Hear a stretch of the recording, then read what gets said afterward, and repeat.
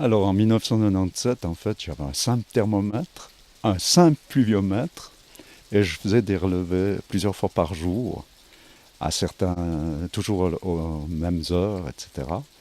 Et puis je reprenais ça sur des courbes, sur papier millimétré, et ça a duré jusqu'en 2002.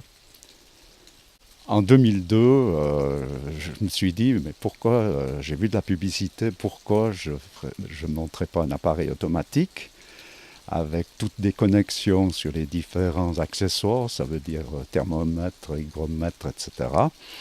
Et en 2003, j'ai passé à la réalisation, donc j'ai acheté mon premier appareil qui était extrêmement cher à l'époque.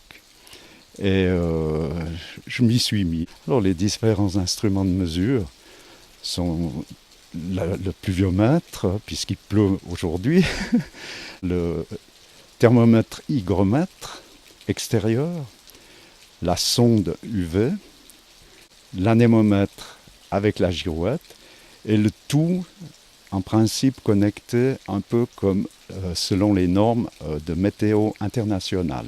Vous avez tous les instruments extérieurs qui sont connectés et chaque 20-25 secondes, ça envoie par onde radio sur 433 MHz les informations.